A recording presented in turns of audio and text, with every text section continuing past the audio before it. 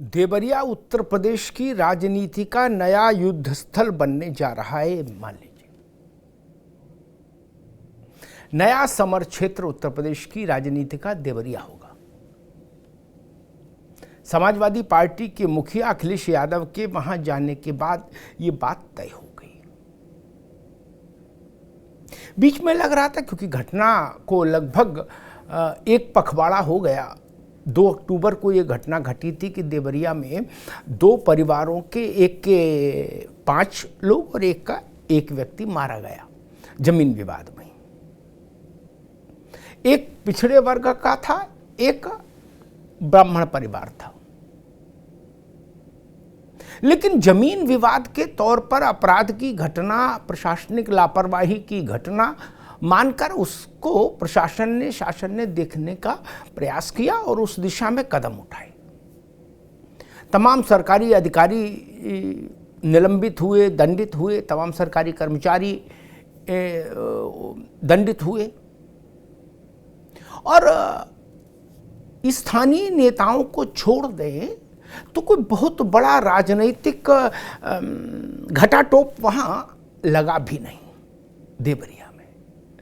तो लग रहा था कि अब सियासत शायद देवरिया के मसले पर बहुत ज़्यादा आगे नहीं होगी। लेकिन अचानक से अखिलेश यादव ने फैसला किया कि मैं देवरिया जाऊंगा। और अखिलेश यादव ने जब ये फैसला किया कि हम देवरिया जाएंगे और आज जब वो देवरिया पहुंच गए तो उसके बाद ये तय है कि राजनीति होगी और चरम पर होगी और देवरिया उसका अखाड़ा होगा। अब लड़ाई पिछड़ा वर्सेज अगड़ा है। एक प्रश्न ये, क्या ये लड़ाई यादव वर्सेज ब्राह्मण है? दूसरा प्रश्न ये भी है,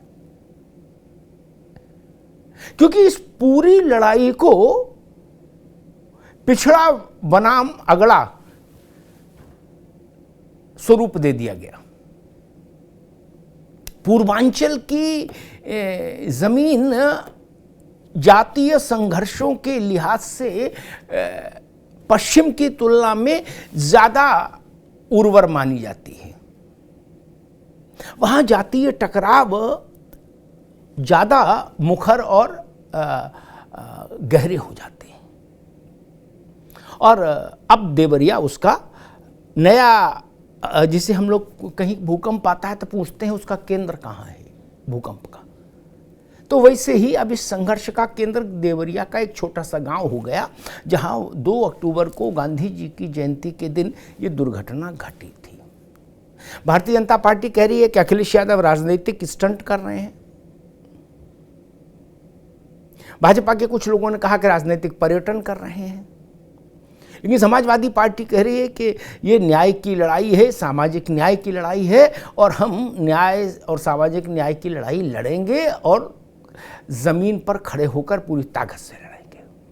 और अखिलेश यादव जब अगुवाई करने निकल पड़े तो स्वाभाविक है समाजवादी पार्टी पूरी जोश में आ जाएगी और उसके पास जितनी ऊर्जा है उस समूची संपूर्ण ऊर्जा के साथ देवरिया के संघर्ष में कूदेगी। ये भी जान लीजिए। आज शाम 5 बजे रहिए मेरे साथ, इसी को समझने की कोशिश करेंगे कि क्या एक स्थानीय स्तर पर इस तरह के जब मसले होते थे कहीं तो छुटपुट उनमें चीजें होती थी, लेकिन बहुत बड़े नेता इस ढंग से उनमें इन्वॉल्व नहीं होते थे, इसलिए वो मुद्दे बहुत दिन तक सस्टेन नहीं करते थे। लेकिन अखिलेश यादव का देवरिया में मैदान में उतर जाना एक बड़ा संदेश है, एक बड़ा संकेत है इस लड़ाई के स्वरूप निर्धारण को लेकर। अब कोई आश्चर्य नहीं होना चाहिए कि अखिलेश यादव के बाद और पार्टियों के बड़े नेता और खासतौर पर बीजेपी के भी कुछ वही उसी स्तर के बड़े नेता अगर वहां चले जाएं तो कोई आश्चर्य नहीं होना चाहिए और फिर वो गांव सियासी पालेबंदी का एक केंद्र बन जाएगा। इसी को डिकोड करने की कोशिश करेंगे कि क्या उत्तर प्रदेश में देवरिया के बहाने अगड़ा और पिछड़ा वर्सेज अगड़ा इस लड़ाई को हवा दी जा रही है। शाम को 5 बजे रहिए मेरे साथ। धन्यवाद।